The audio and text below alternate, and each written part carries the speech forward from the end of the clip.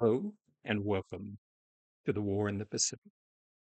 It is the 24th of December, 1941, in the Wirraway versus Encircled play-by-mail campaign.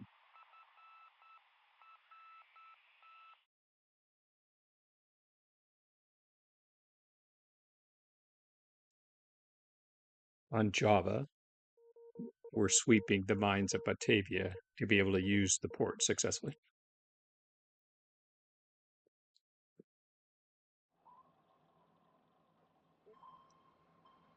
It's like an American submarine is operating in the Yellow Sea. She's in deep water, so no harm, no foul on either side. That convoy she's intercepting is actually a supply convoy that runs between Nagasaki and China.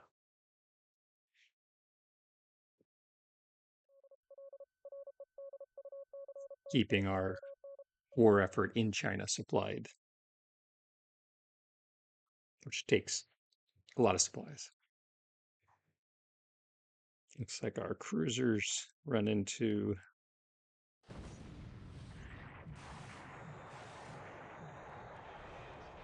a small tanker trying to escape Java.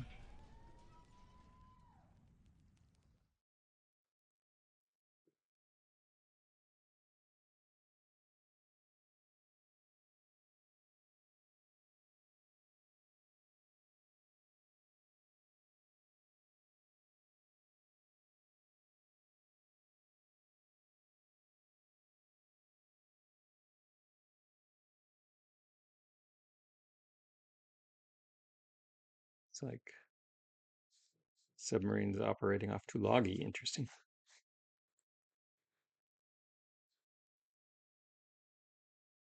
Still some patrol boats off Rangoon. Not much else.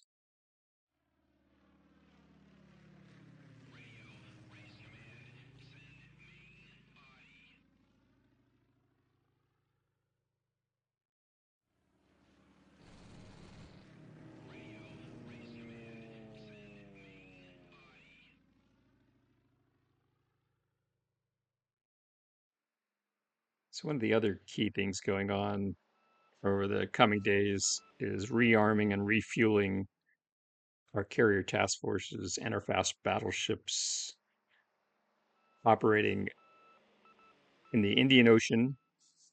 They'll be refueling at Georgetown.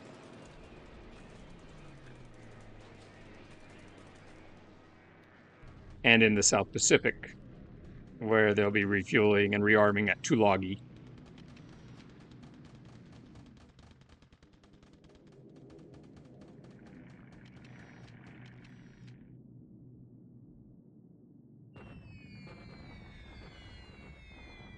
Bombing Chinese units at Pingsang.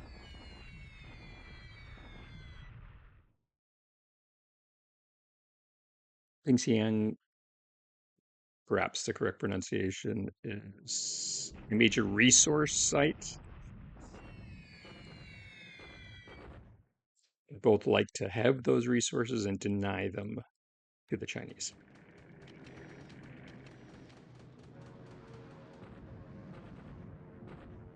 Oscar sweeps come in after the bombers, or at least many of the bombers. Not ideal.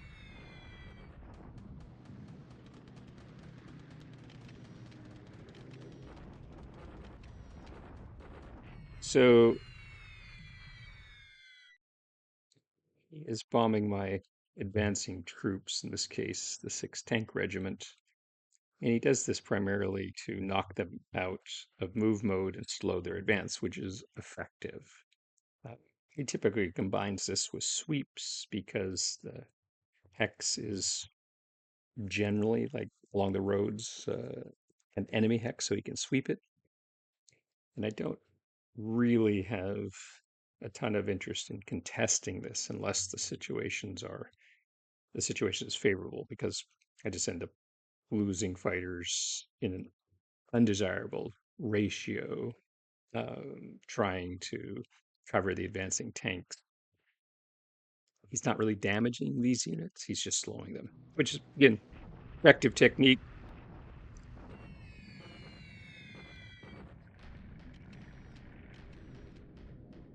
But doesn't actually change the outcome of that campaign or really hinder my timeline for phase 2 operations at all. There's certain circumstances I will contest the air above those advancing units, but only if I can long range cap it at a range of 1 or something similar.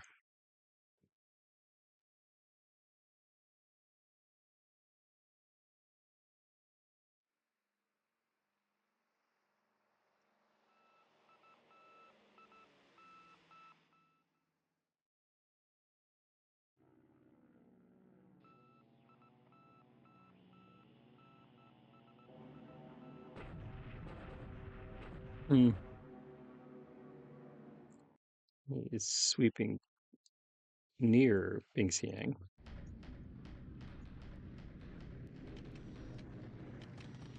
The AVG would have done a lot more damage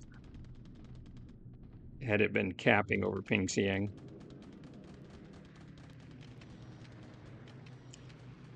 So here he's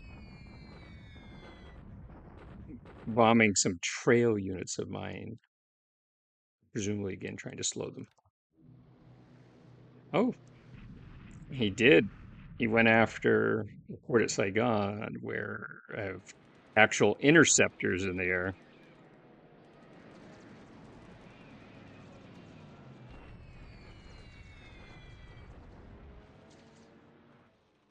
So 4 of the B-17Es damaged. Though it looked like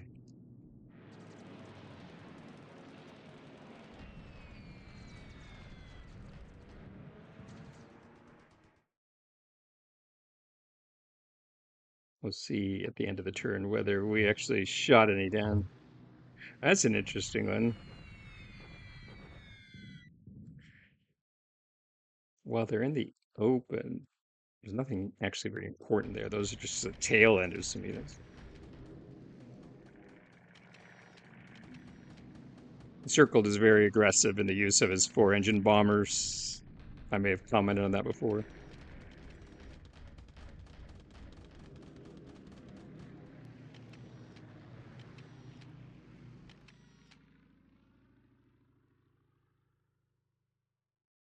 Okay.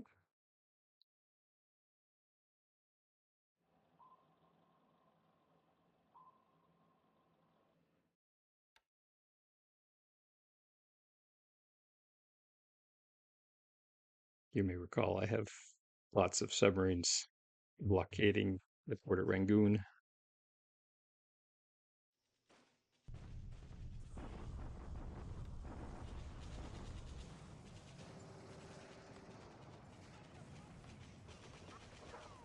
Okay, we get a pretty weak 1-to-1, but very favorable disablements. So Kagian's going to fall soon.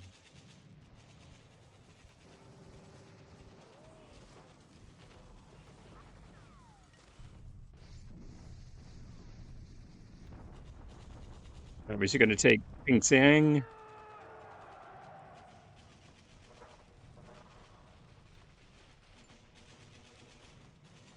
Oh, he's got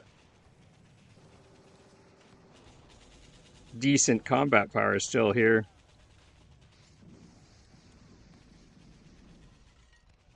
Not sure why my tanks did so poorly, but it's okay.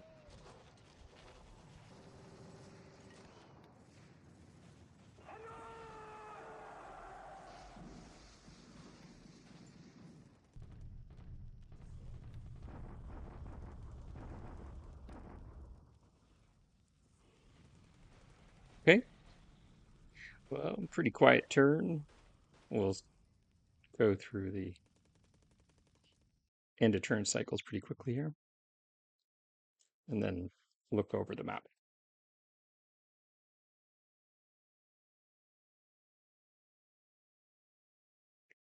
start off just checking to see losses. So a couple air-to-air losses and a couple operational losses and operational losses for me. So pretty even ratio, but let's see what the, yeah, that's nice to see. So looks like the math adds up. 3 B-17Es lost, 2 to the Tojos, 1 to ops. So that's good. The E's are tough, but the true dedicated interceptors make a big difference. Let's look over all the points. No significant changes here.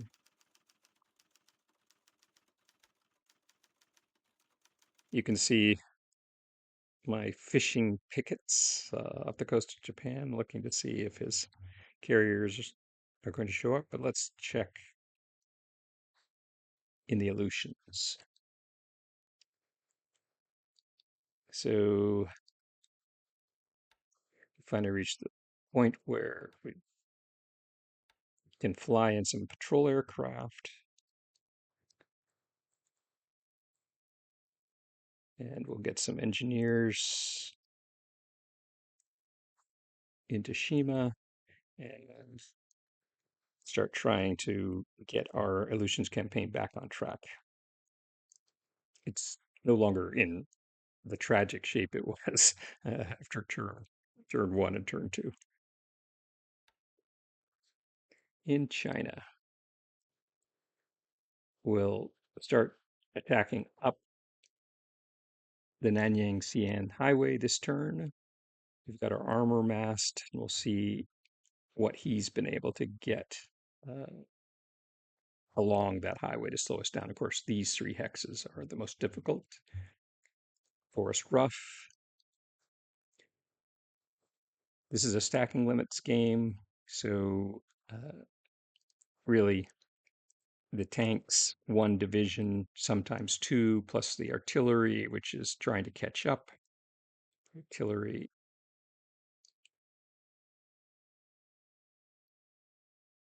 is here, and we'll try to catch up with the advancing armor, but I don't want to slow the armor. If we can catch him still unprepared to defend along this axis, which right now it looks that way. And again, we've grabbed the resources at Pinsang, which is good.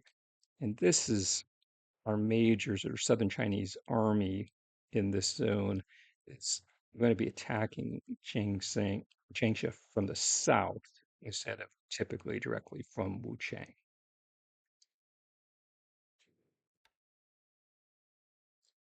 Burma, so the tanks are ready to take Mulmine, while the rest of the really just a division and a half or so, the built primary army here is built around the Imperial Guards Division with some tanks attached and 2 regiments of the 56.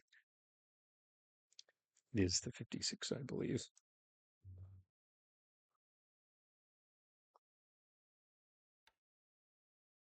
50th Division.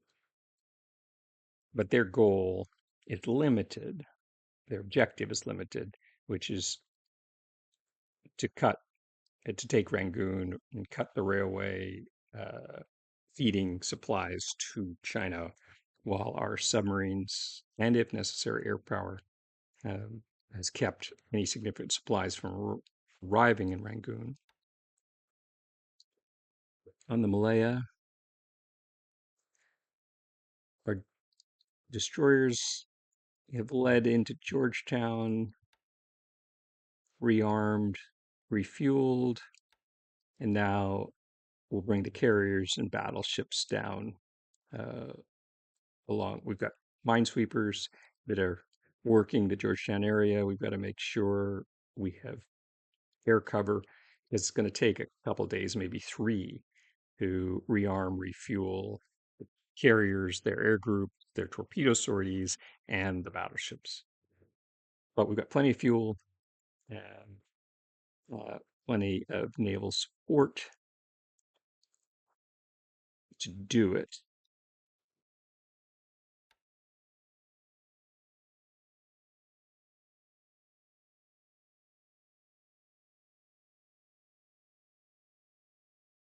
we couldn't rearm 16-inch guns, but we can rearm uh, the battleships that are here, the Congos, and their 35 centimeter guns can be rearmed with what we have available in terms of a level 4 port and the 516 naval support.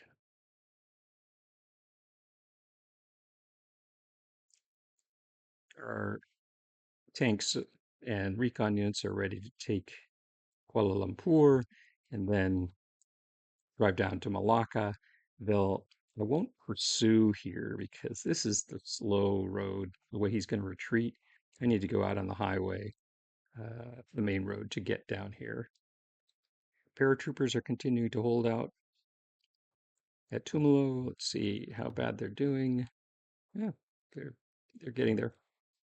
We're dropping supplies to them from here, and as long as they're here, he cannot change into strategic mode and rail past us. So uh, this is sort of keeping two British brigades and sort of pinned with one sort of Italian-sized unit of paratroopers, and then we'll bring down more forces and open up a supply pass so we don't have to rely. If the paratroopers survive that long, and they've been there almost a week, so uh, they're they're doing reasonably well. He hasn't been able to dislodge them. Let's see. He has 77 fighters. He's massed most of his fighters and most of his good air power in Singapore. And again, he's just trying to slow this advance to delay it. But Singapore's still going to fall in early January. We are most of our divisions that took Wen Chao and took Hong Kong have arrived and are offloading at Bangkok. They'll rail down and stage, ready to rail for the final movement. And the last of those forces, this is two remaining divisions, the 21st and the 4th, is just a couple days out. So we'll be in good shape to take Singapore early in January. Meanwhile, Batavia has fallen. We've cleared the mines and we can use the port. We're going to be short on fuel here, but we can suck the fuel. We have, uh, what, probably all told, 100 transports that we can draw from the tanks onto supply while we're advancing down towards his main defense, which now appears to be at Maduin. He still has a couple English light cruisers and destroyers operating out of Sorbaha, but they're no longer a real serious threat to our forces now that the Mogamis are sort of in theater. The Mogamis will move into the Java Sea and put a stop to any raiding he's thinking of doing. We're going to take Monado. You saw from the combat report, Cagayan will fall as soon as we give our units a little bit of a rest. They're disrupted and fatigued, so we'll probably let them rest a turn or two.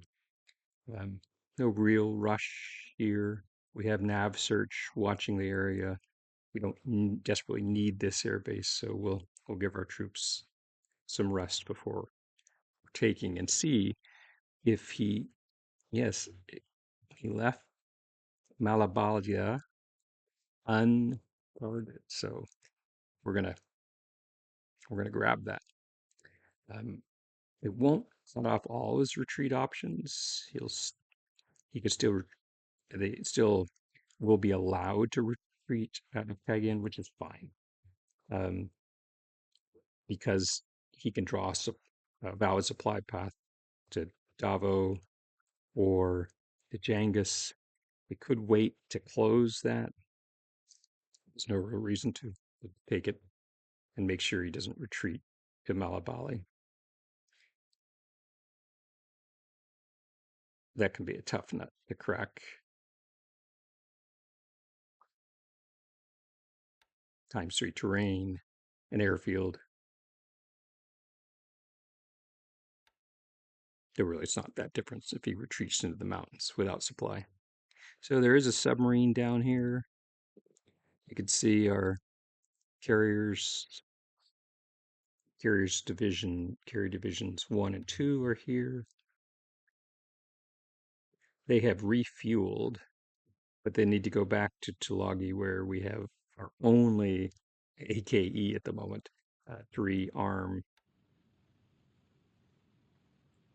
Let's see. Maybe we were able to get them all done.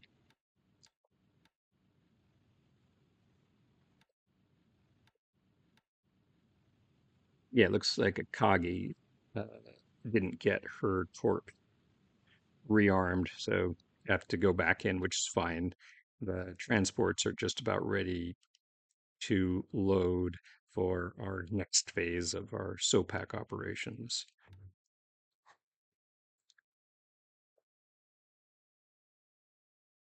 We are going to mass our submarines around his bases, grab Wallace Island by fast transport, and then proceed to move further into the South Pacific. Okay, Gilberts are just about fully secured. Solomons, and then we'll begin work on Papua New Guinea. So that's where we are on Christmas Eve and Christmas Day, 1941. Thanks for joining me, and I look forward to our next chance to talk.